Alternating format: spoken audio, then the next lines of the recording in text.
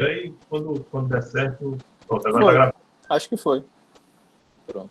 Então, galera, como eu estava falando, então, nessa fase do direito mais clássico romano, né, a gente vai ter essas duas figuras aí que são muito importantes, né? A figura dos pretores, né? Lembrar que tem duas figuras, né? Tem tanto o pretor urbano, que é o que cuidava das questões que aconteciam nas cidades e entre romanos, digamos assim, aqueles que eram considerados como cidadãos romanos, e existiam os pretores peregrinos, né, que cuidavam das questões dos conflitos, digamos assim, entre romanos e estrangeiros, os povos bárbaros, assim denominados por eles. E existia também a figura dos jurisconsultos, né, que eram muito importantes porque eram os indivíduos que elaboravam as jurisprudências. Agora, quando eu estou falando aqui em jurisprudência, eu quero que vocês pensem muito claramente no seguinte: os jurisconsultos, eles produziam doutrina, certo? Eles produziam literatura científica, eles produziam estudos, digamos assim, sobre o estado da arte ou sobre o direito que existia ali dentro da civilização romana. Então, existe essa nomenclatura realmente de jurisprudência, é a nomenclatura mais adequada, só não façam uma confusão com o que vocês entendem por jurisprudência dos dias atuais. Vocês podem pensar em jurisprudência com J maiúsculo, digamos assim, que seria aquela que está mais relacionada com a própria ideia da ciência do direito, digamos assim, né? Então, para que vocês consigam fazer uma relação mais bacana. Então, assim, inicialmente, durante o período arcaico, né, só para fechar essa parte e entrar no Principado, o pretor, porque ele é uma figura muito importante, é só destacar isso, o pretor, ele, assim, apesar dele ter um poder de império, digamos assim, uma fração desse poder de império, ele tinha menos liberdade, né? Então, o pretor ele atuava muito mais no início desse direito mais arcaico, romano, até no início da República, ele trabalhava realmente assim numa função de administração da justiça, né? O pretor, ele basicamente assim preparava tudo, né, para depois apresentar né, ele fixava os limites do caso, ele cuidava de toda a fase inicial do processo para depois apresentar o indivíduo para o juiz, e aí o juiz meio que não, o juiz efetuar o julgamento. Acho que o professor Morton ele faz até uma analogia, né? Faz uma série de analogias, mas é basicamente como existia antigamente. Eu, professor, sou péssimo em processo penal, então me corrija aí, né? Antigamente não, né? Mas existe, na verdade, a lógica de você ter o juiz. Vai, Morton, entra aí e me ajuda com relação a isso do processo penal. Na verdade, é como se fosse o juiz da instrução, que hoje Isso. por exemplo, uma das novidades desse pacote anticrime é o que ele chama de juiz de garantia, que foi suposto pelo Supremo e tal. Isso. Mas é um juiz que vai cuidar da investigação, pelo menos da fase inicial da investigação, né? E o juiz que efetivamente vai julgar a causa, né? Hoje, nós temos, por exemplo, já instituído no Tribunal do Júri, hoje não, mas historicamente aqui no país, a gente tem uma fase inicial do Tribunal do Júri, que é a fase de colheita de provas, que é presidida pelo juiz, que é tocada apenas pelo juiz togado, né, o juiz de carreira, vamos dizer assim, mas quem decide, numa outra fase do Tribunal do Júri, quem decide se realmente a pessoa vai ser condenada ou não, são os juízes leigos, né? Então, assim, é uma analogia que eu faço aí para a gente visualizar melhor a diferença entre o pretor, né, entre esses dois julgadores, vamos dizer assim, né? Exato. Obrigado, Morton, aí, por me salvar aí para o processo penal. Às vezes eu corro léguas. Talvez o meu maior calo de graduação que eu tive durante a minha graduação, né? Mas, enfim, o pretor, ele assume, portanto, essa função. E aí, só deixar destacado também que nessa fase mais clássica do direito romano, vai vir uma lei que se chama Lex Aebutia, que vai trazer para o pretor uma série de, digamos assim, ampliação dos poderes dele. Especificamente, ele passa inclusive, a poder agir com um pouco mais de arbítrio. E aí nós chegamos na fase da civilização, né, romana, que é a fase da loucura, gritaria, fogo no parquinho, na verdade, né? É a fase, como diria o Tiago Leifert, é a fase da loucura mesmo, né? Porque aí o que acontece? Vamos lá, vamos agora falar mais coloquialmente aqui também, né? Tem a fase da realeza, tem o rei lá, né? Com poder de império, manda o rei embora, vem a fase da república, todas essas conquistas, digamos assim, de caráter mais democrático, o poder vai se difundindo entre várias magistraturas, na figura dos cônsules e tudo mais. E aí, como quase toda, digamos assim, civilização que existe na história, que vai existir posteriormente é justamente uma tentativa ou brigas para você concentrar poder na mão de mais pessoas. E a fase do Principado é justamente a fase onde Roma ela vai alcançar o ápice do ápice da sua expansão territorial, o ápice da sua expansão militar, né? Ela alcança assim o apogeu da sua militarização e consequentemente da sua expansão territorial. E automaticamente o seu exército, portanto, passa a ser um exército gigantesco e muito forte. E aí dentro dessa lógica, Roma passa a ser uma civilização militarizada, assim, na acepção da palavra, porque os generais eles passam a ter muito poder e passam a ter muita influência. Por quê?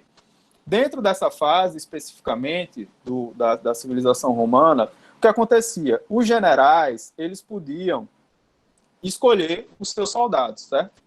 E vamos lembrar que não é como se fosse hoje em dia, chegasse alguém e falasse, Ângelo, vira aí soldado do exército e tudo mais. Não é a lógica de hoje em dia. A lógica de antigamente de você se tornar um soldado do glorioso exército romano, né, que conquistava territórios e tudo mais, era uma possibilidade de ascensão imensa que você tinha, né, pelos espólios que a guerra trazia e tudo mais. E aí, quem escolhia esses soldados era justamente o general. E aí, o que acontece? O indivíduo que antigamente tinha um vínculo especificamente com Roma, ele passa a ter a percepção de ter um vínculo muito mais aproximado com aquele general que escolheu ele. Então, ele tem muito mais um dever de subserviência, tem muito mais um dever de lealdade com o seu general do que propriamente com a civilização romana de uma forma geral. Dentro desse contexto, vão surgindo vários generais com seus grandiosíssimos exércitos que vão galgando mais e mais espaço, né, e mais poder dentro da civilização romana. E aí vocês vão conhecer talvez um dos maiores generais, digamos assim, que vem um pouquinho antes desse período aí do Principado, né? Acho que a morte dele é o que vai desencadear, em última instância, o início do Principado, porque Júlio César ele fica aí nessa transição entre o final da República e o início do Principado, mas vem justamente a figura do Júlio César como justamente um grandiosíssimo general e um político também muito habilidoso. Então, essa fase é a fase justamente onde a gente vai visualizar, né, essa militarização e a disputa entre esses variados generais justamente pelo poder, o poder das províncias, né, que existiam, principalmente as províncias mais distantes ou mais estrategicamente localizadas, e aí é a época, portanto, de diversos conflitos que vão existir na história de Roma, né? É a época que a gente vai visualizar a época da chamada tirania, né, por exemplo, de Sula ou de Sila, a época dos triunviratos, dos niunviratos, enfim. É uma época onde realmente você vai ter uma certa instabilidade política dentro de Roma, que ela só vai realmente, de certa forma, se assentar depois, como eu coloquei, acho que está aqui para vocês, deixa eu ver se está aqui, não coloquei, mas ela basicamente vai se assentar depois da vitória de Otaviano na Batalha do Ácio, né, com a anexação dos territórios orientais. E aí Otaviano ele passa a ostentar a figura de príncipe. Depois que ele consegue fazer essa anexação, ele de certa forma consegue uma certa hegemonia e aí ele passa a ostentar essa função de príncipe. Ou seja, ele ostenta uma função de primeiro cidadão, uma qualidade de primeiro cidadão romano. Era essa a função do príncipe. Ou seja, ele era um indivíduo que devia respeito às instituições políticas que estavam em tese acima dele, mas a gente vai ver que essa é uma lógica que vai ser subvertida de certa forma rapidamente, assim, posteriormente, mas esse indivíduo, nas demais províncias, ele funcionava como, colocando aqui de uma maneira bem fácil de vocês entenderem, ele funcionava como um monarca absoluto. Então, em Roma, digamos assim, ele devia uma certa subserviência às instituições políticas, deviam respeitá-las e tudo mais, mas fora de Roma, principalmente nas demais províncias e nas províncias mais afastadas, ele basicamente era um grande monarca absoluto, né? Com o passar do tempo, a maioria desses poderes, como eu vou dizendo para vocês, eles vão se concentrando na figura do príncipe, certo? Então, o príncipe ele vai pegando esse poder de império que estava diluído, né, nas variadas magistraturas e tudo mais, e ele vai passando a concentrar tudo isso né, nas suas próprias mãos. E aí é dentro desse contexto que, por exemplo, o Senado, ele, nesse movimento pendular que eu estava dizendo para vocês, ele começa a perder a sua força, até chegar no Império, basicamente como um conselho municipal. Então, as principais fontes do direito, elas deixam de ser o quê? Os senatos consultos, né, aquelas decisões, aquelas consultas que eram feitas aos senadores, as decisões emanadas pelo Senado, e as ditas leis comiciais, né, as leis lá de todas aquelas assembleias comiciais que eu estava falando para vocês. As únicas coisas que não vão sofrer tanto modificação durante essa época são os etos dos magistrados, mas é porque são utilizados muito mais como fontes acessórias do direito. E aí, pessoal, nessa fase, especificamente, surge uma fonte do direito, digamos assim, que vai ser muito importante e que vai ser, assim, uma das principais fontes, inclusive, né, do lado do Corpus Juris Civilis, que são as ditas constituições imperiais, tá certo? As constituições, a gente vê que, inclusive, as nomenclaturas, elas causam um pouco de confusão, porque a gente está falando de principado, mas o termo que a gente já utiliza é Constituição Imperial mesmo, a Constituição do Imperador, especificamente, né? Que é um manancial do direito romano que chegou, inclusive, até os dias de hoje. Essas constituições imperiais, elas eram basicamente formadas por 4 coisas. Eu nem coloquei aqui no preço para vocês, mas só para que vocês entendam. As decisões imperiais, as constituições imperiais, elas eram formadas por éditos, que eram expedidos pelo imperador, ou seja, deliberações de ordem geral que ele tinha, que eram aplicáveis a todo o império, ou a todo, digamos assim, toda a extensão territorial de Roma. Decretos, que eram julgamentos que esse imperador fazia e que viravam uma espécie de súmula vinculante, digamos assim, aos juízes inferiores, né? Então, se o príncipe ou se o imperador ele viesse a emitir algum tipo de julgamento, esse julgamento dele automaticamente servia para vincular todas as outras decisões que fossem tomadas pelos outros magistrados. Então, você vê como esse poder ele vai se concentrando na figura dele. Tinha também a figura dos rescritos, né, que eram respostas do imperador a algumas consultas que eram feitas especificamente sobre alguns pontos do direito, e existiam também as ditas instruções, né, que eram basicamente questões que eram destinadas aos governadores das províncias, mas muito mais em matéria fiscal, em matéria mais administrativa. Durante esse período, né, durante o período do Principado, digamos assim, e durante o período do Baixo Império, é o período que a gente vai ver, né, de surgimento dos principais jurisconsultos de Roma. Então, nomes como Papiniano, Paulo, Gaio, Upiano, Modestino, que acho que são nomes que chegam até nós, assim, nos dias de hoje, não sei se todo mundo escutou, mas pode ter pego de relance, assim, numa aula de história ou alguma coisa assim, são justamente jurisconsultos famosos, digamos assim, que vão surgir nessa época. Inclusive, eles se tornam jurisconsultos famosos, digamos assim, já adianto para vocês, porque na fase do Império, quando na tentativa do imperador de concentrar mais poder e de controlar a produção do direito, ele diz o seguinte, ele vai promulgar uma lei, se eu não estou enganado, eu estou até aqui consultando para não falar besteira para vocês, mas é exatamente isso, ele vai promulgar uma lei que é chamada Lei de Citações, onde ele vai dizer o seguinte, olha, vamos, por uma questão aqui de segurança jurídica, digamos assim, só vão valer, né, digamos assim, as jurisprudências produzidas por 5 jurisconsultos, que são exatamente esses 5 jurisconsultos que eu mencionei para vocês, né, que é o Gaio, o Papiniano, o Upiano, o Paulo e o Modestino. Então, passa a existir uma lei de citações que restringe, portanto, a própria produção da jurisprudência. Tranquilo, pessoal? E, por fim, nós chegamos aqui, portanto, eu já estava adiantando isso, mas nós chegamos na fase do Baixo Império, são os últimos 300 anos da civilização romana, digamos assim, do apogeu não, né? Aqui já está atingindo o declínio.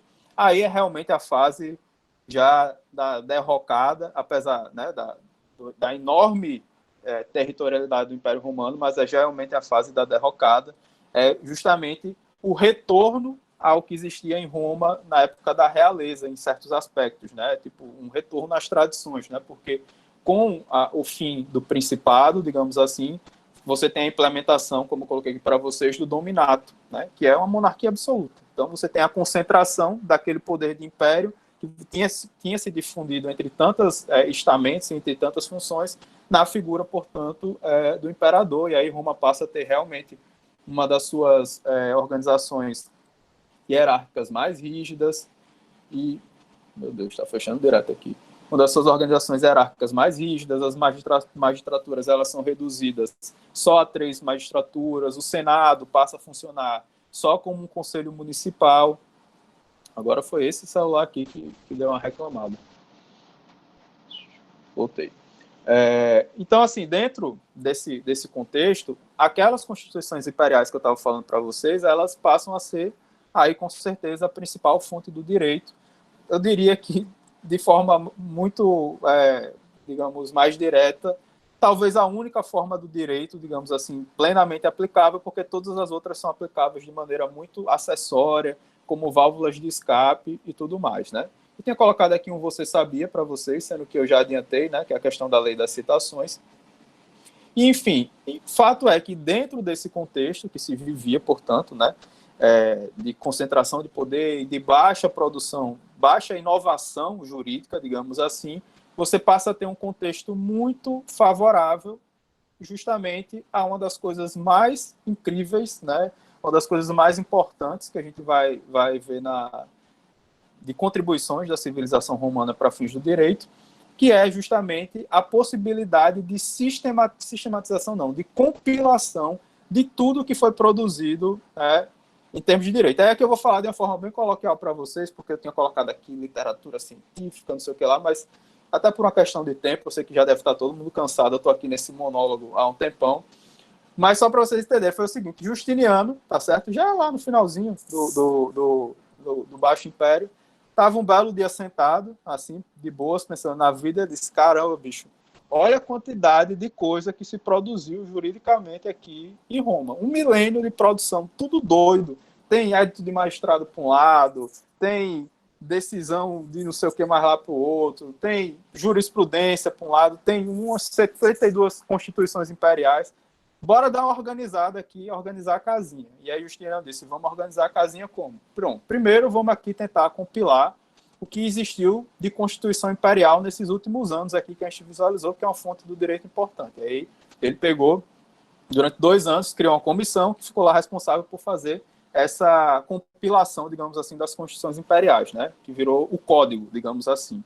Esse código depois ele vai passar por uma reedição e tudo mais, porque passa tanto tempo de quando ele foi feito para, digamos assim, o final de todas as etapas, que ele passa por uma reedição. Mas, enfim, é feito um código, digamos assim, com essas constituições imperiais. Depois que termina isso, a Justiniano diz: bom, agora eu preciso compilar os iuras, né? Ou seja, eu preciso compilar também o que esses jurisconsultos produziram, as jurisprudências que foram produzidas, a doutrina, digamos assim, que foi produzida. E aí ele chegou para um cara chamado Triboniano e disse: olha, man, vai aí e compila aí tudo que foi produzido de jurisprudência aí nesses últimos tempos, que eu preciso disso organizado. E aí, Triboniano foi lá, demorou 3 anos e entregou para ele depois o Digesto, ou Pandectas, que é uma compilação dessas jurisprudências. Aí ele olhou e falou: beleza, tem aqui as constituições, tem massa aqui, tá, a jurisprudência. Agora, eu preciso que quando as pessoas forem... E aqui, pessoal, ele não falou isso não, pelo amor de Deus, tá? Eu tô só aqui a fábula para vocês entenderem. Aí ele disse: bom, agora eu preciso que quando essa galera aí for operar o direito e tudo mais, eles tenham uma noção de como as coisas funcionam. Eu preciso para fins de instrução mesmo, né? E aí ele disse: olha, vamos aqui compilar, então, de certa forma, vamos elaborar aqui um manualzinho, né? Sabe esse manual que você tem aí de direito constitucional, o manual... Pronto, é basicamente isso. Vamos fazer aqui um manual do direito romano. Foi basicamente isso que ele disse: direito romano descomplicado. Vamos fazer aqui direito esquematizado. Esquematizado, exatamente. Porque é uma coisa muito doida, né? É muita produção, é muita coisa, então tem que dar uma simplificada. Inclusive, isso foi muito importante, porque lá na frente, vocês vão ver na Idade Média, o direito romano, depois que ele sai, né, Talvez eu estivesse travando muito, Raquel, não sei. Desculpa se isso aconteceu. Mas aqui tá tranquilo. E olha que aqui embaixo é meio complicado. Aqui também, tá tudo ok. Enfim, é ele? Beleza. Ô, Raquel, desculpa, mas qualquer coisa eu posso depois retomar alguma coisa, se ficar confuso para você. Tranquilo? E aí, isso é importante, inclusive, as institutas, elas são importantes porque lá na frente, depois que o direito romano ele sai da clandestinidade, né, que ele vai passar durante a Idade Média, e ele volta a ser estudado e ensinado, as institutas são muito importantes porque elas, de certa forma, dão ali uma ideia geral, né, do que era aquele corpus iuris civilis que estava aparecendo, reaparecendo para a humanidade depois de alguns séculos sumidos, né? E aí, depois de tudo isso, foram reunidas também as constituições imperiais que foram feitas depois desse processo pós-justiniano, que são as novelas. Então, o corpus iuris civilis, que vocês já devem ter escutado falar aí quando estavam estudando direito civil, putz, eu não coloquei aqui para vocês o esquemazinho, desculpa, gente. Mas o corpus iuris civilis nada mais é do que a junção, vou voltar aqui então para vocês mais um. Nada mais é do que a junção disso. Tem as institutos, o manual escolar, tem o digesto, que é a compilação dos iuras, ou a compilação das jurisprudências, o código, que é a compilação das constituições, que vai passar por uma reedição, como eu falei por vocês, e essas novelas, né? Então, o direito romano, de certa forma, ele só chegou, eu acredito tão redondinho, diferentemente do que a gente vai ver em várias, que vocês viram, por exemplo, em várias outras civilizações, tipo o Egito. O Egito a gente tem uma dificuldade imensa de fonte histórica realmente primária, porque realmente não chega algo assim aos dias atuais. E no caso especificamente do direito romano, chega de uma forma mais clara, a gente tem mais, pode falar mais e tem até mais coisas para falar justamente por isso, porque nessa última fase, como não existia tanta inovação jurídica e o Justiniano teve meio que esse insight, né, fez com que o corpus iuris civilis ele pudesse chegar, portanto, até os dias de hoje, né? De certa forma, a gente consegue ter acesso aí a muita coisa que foi produzido para, digamos assim, em fins jurídicos na civilização romana, né? E, apesar de tudo isso, né, é muito engraçado porque isso é o que chega para a gente nos dias de hoje, mas isso aqui é a marca do declínio, do final, na verdade, do apogeu da civilização romana de uma forma geral. Então, galera, só para fechar, realmente para fechar, vou pular aqui essa parte, acho que uma das principais contribuições do direito romano também, além do corpus iuris civilis, né, como eu havia falado, é a lei das 12 tábuas, que eu estava conversando com vocês no começo da aula, né? Por quê? Porque a lei das 12 tábuas é uma das fontes que talvez seja a mais conhecida do direito romano. Acho que antes mesmo da gente entrar na universidade, estudar a história do direito, a gente meio que escuta assim, alguma menção ou outra à lei das 12 tábuas, né? E ela é, como eu falei para vocês, fruto, querendo ou não, de uma reclamação da de classes mais populares, da classe mais popular, que é justamente da plebe. E uma coisa muito interessante que eu estava falando para vocês da relação Roma-Grécia é justamente isso, que a lei das 12 tábuas, ela é feita com uma consulta às leis de Solon, lá da Grécia. Então, é criada uma comissão, existe uma discussão historiográfica se foram uma comissão com 3 ou com 5 magistrados, a historiografia diverge em relação a isso, mas foi criada uma comissão que foi lá dar uma olhada, digamos assim, do que tinha em termos das leis de Solon, para trazer isso, ou para discutir isso, à luz, obviamente, adaptar à realidade romana, e aí nós chegamos, portanto, às leis das 12 tábuas. Eu coloquei aqui até para vocês, assim, mais esquematizados. Vocês acham isso na internet, assim, dá para acessar, inclusive. Mas aí a gente tem aqui as 12 tábuas, né? A primeira tábua, que cuidava do chamamento a juízo, essa parte mais procedimental, né? Citação e tudo mais. Tábua 2, julgamentos e furtos. Tábua 3, direitos de crédito. Tábua 4, pátrio poder, como eu estava dizendo para vocês, né? A lógica da família como um direito muito caro, uma tentativa de tutela muito cara para o direito romano, parte de heranças e tutelas, né, que hoje em dia a gente tem como direito de sucessões, direito de propriedade e posse, de certa forma aí, relacionado junto com o direito prediais, que está na tábua 8, com que a gente tem direitos das coisas, né, e tudo mais, direitos reais, perdão, e tudo mais, parte de delitos, direito público, direito sacro e disposições gerais. As 12 tábuas, elas trazem muitas coisas, inclusive, que são coisas que a gente tem hoje no âmbito do direito civil. O uso capião, para dar um exemplo, o uso capião que a gente tem no âmbito do direito civil é uma ideia que a gente consegue encontrar na lei das 12 tábuas, né? Os institutos de direitos reais, como eu coloquei para vocês no começo, aquela questão lá, o fruto cai na casa do vizinho, não sei o que lá, de quem é e tudo mais. Enfim, para a gente que mora na cidade ou alguma coisa assim, talvez não faça nem muito sentido, mas principalmente no contexto que se vivia naquela época ou em outras localidades, os direitos reais têm plena aplicabilidade, né?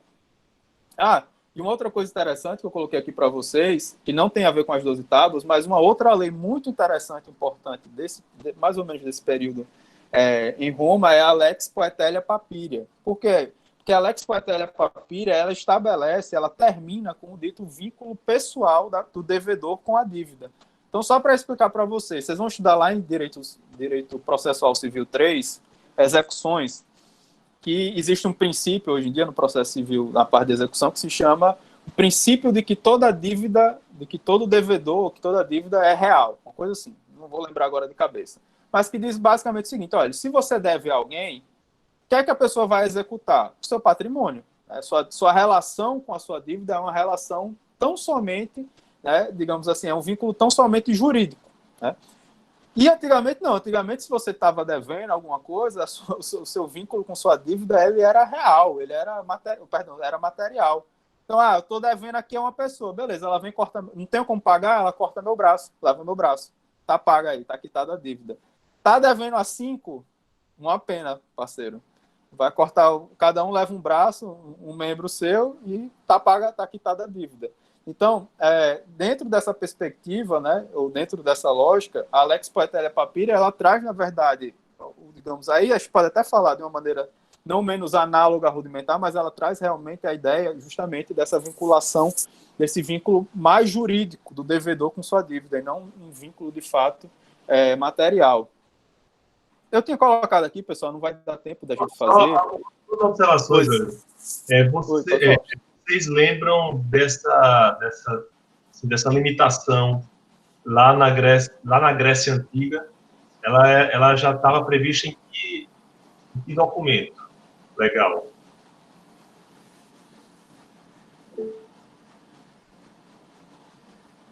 Exato.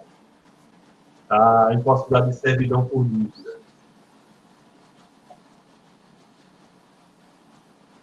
A lei de solo, né? Como a gente tinha visto. E outra coisa importante, professor, só para lembrar aqui, porque muitas vezes eu vejo muitas vezes confundirem a lei das 12 tábuas com a lei mosaica, né? Os chamados 10 mandamentos, né? Então a gente não pode confundir 10 com 12, certo? Mas vez por outra eu vejo essas confusões. Mas, professor, sendo bem sincero, às vezes eu tinha essa confusão na minha cabeça, assim, por mais que fosse 10 mandamentos e lei das 12 tábuas, na minha cabeça não é comum, assim. Às vezes eu também termino me pegando nessa.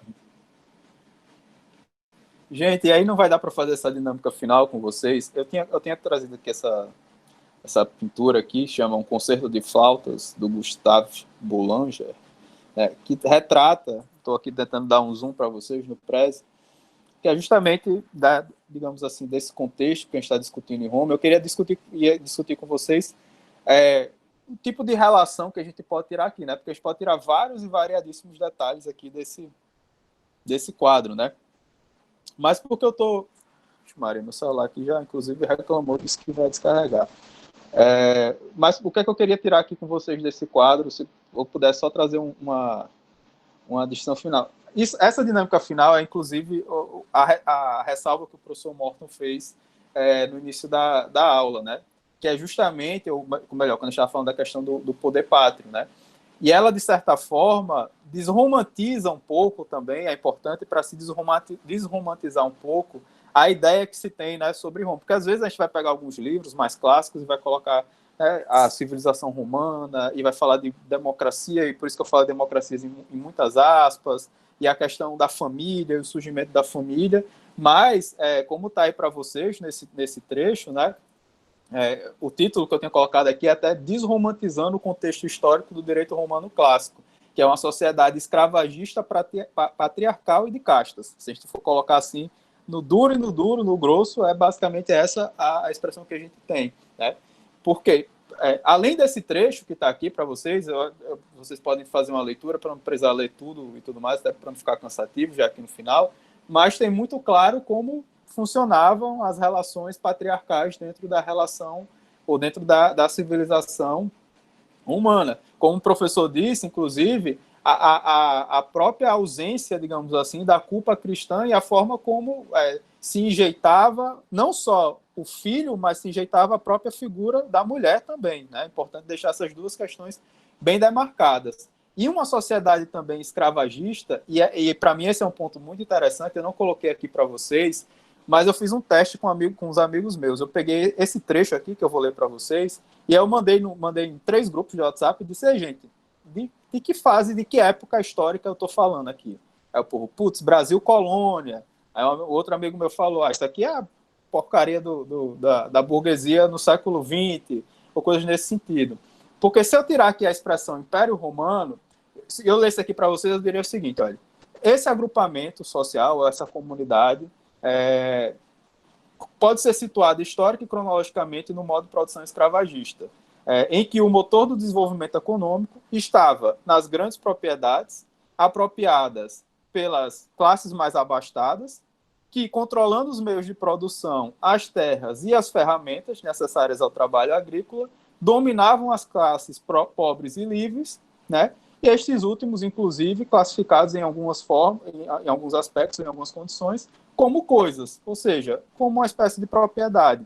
Então, se eu tirar só esse último trecho, que fala da classificação como coisa, que foi uma quebra ontológica que existiu na transição do século XIX para o século XX, mas se eu pegar a classe mais abastada que controla, tem em sua mão grandes propriedades, controla os meios de produção, as terras e as ferramentas necessárias para fins do trabalho, agrícola ou não, que dominavam as classes mais pobres e livres, se eu pegar isso e pedir para você classificar com base nisso alguma sociedade, você classifica a sociedade romana, mas você pode classificar tranquilamente a sociedade brasileira do dia 6 de outubro de 2020. Ou seja, a sociedade brasileira que nós vivemos aqui nesse exato momento, instante. Então, é importante que a gente tenha esse tipo de percepção, porque muitas vezes a gente tem, além, uma visão romantizada, né, do momento que nós vemos, a ideia da evolução histórica, né, nós éramos seres bárbaros e primitivos e evoluímos nesses últimos milênios, e agora somos seres dotados das luzes, etc., etc., e que evoluímos bastante e tudo mais. Na verdade, nosso modo de produção, em muitos aspectos, talvez não se diferencie muito disso. Isso aqui é, obviamente, a minha percepção, tá, gente? Não quero impor isso a absolutamente ninguém. E, de certa forma, também desromantizar essa ideia de que a sociedade ou a civilização romana era, meu Deus, o ápice, né, digamos assim, das luzes também, de certa forma. Que é uma ideia que vai ser, inclusive, retomada ou vai ser muito reforçada justamente na transição, né, da idade da Dark Age, digamos assim, para a transição para a modernidade, né? Quando se retoma muito das questões de Roma. Eu não vou conseguir passar aqui o vídeo para vocês, gente, nem fazer a dinâmica que eu queria fazer por causa do horário, mas aí depois, quando vocês estiverem vendo o link em casa, vocês vão ter um documentário que se chama, eu estou até abrindo aqui, eu já parei a apresentação, mas que se chama Os Romanos na Antiguidade. E aí, se vocês puderem colocar lá para o minuto 12, alguma coisa, vai ter um relato que vai casar bem com isso que eu estou falando aqui com vocês. Eu só estou muito triste porque esse é o tipo de aula, eu confesso para vocês, que é o tipo de aula que geralmente, assim, eu não vou dizer que eu não gosto de dar, porque eu amo dar aula, assim, eu amo dar aula, assim, é a coisa que eu mais gosto no planeta, na vida, não tem nada. Olha, agora essa 1h30 que eu passei aqui com vocês, pode ter certeza, assim, que daqui a 20 anos, quando eu estiver conversando comigo, caramba, a pandemia foi horrível, não sei o que lá, pense, 7 meses em casa. O melhor momento da minha pandemia, eu vou dizer, foi essa 1h30 que eu passei aqui com vocês hoje nessa aula, assim, disparado, assim, o ápice do ápice. Mas não é talvez da forma que eu mais gostaria de fazer, que é interagindo muito com vocês, colocando essas dúvidas assim, vendo os neurônios de vocês se contorcendo, muitas vezes tentando fazer as ligações, mas como a gente precisava correr muito por causa do conteúdo, que é um conteúdo muito extenso para te colocar aqui uma aula, e como a gente tem todas essas limitações do nosso espaço, eu espero sinceramente que tenha sido um momento proveitoso para vocês, se vocês quiserem tirar alguma dúvida e tal. Acho que ninguém vai tirar agora, porque pode terminar sofrendo um homicídio de algum colega de classe e tudo mais, mas eu posso depois passar meus contatos para vocês podem falar comigo, mandar e-mail, falar com o professor Morto, pedir para falar comigo, mas estou 100% à disposição. Sou estagiário docente da disciplina, então vou acompanhar aqui vocês, estou sempre aqui com vocês. Só peço desculpa pela correria, por falar muito, queria escutar muito a voz de vocês, muito de verdade, conversar muito com vocês, mas sei que o momento não permite, e sei que lá na frente, nessa trajetória de vocês, que está começando ainda no curso de Direito, com certeza a gente vai se esbarrar por aí, e a gente vai ter um momento onde a gente vai poder colocar tudo isso em prática. Mas muito obrigado pela atenção de vocês, muito obrigado, enfim, por esse momento, né, que é, enfim, um momento de felicidade plena para mim. Professor Ângelo, é sempre assim, muito inspirador ver o seu entusiasmo e a sua dedicação, né? E conseguindo cumprir em uma aula, cobrir todo esse período do direito romano clássico. Então, assim, é uma tarefa mais hercúlea do que as próprias tarefas de ética, né? E só, se você quiser depois me passar o link desse documentário, você está no YouTube, né? Você me passa que eu coloco lá à disposição. Tá sim. E aí vou sempre também disponibilizar o link das aulas para quando você quiser entrar, tiver disponibilidade de entrar.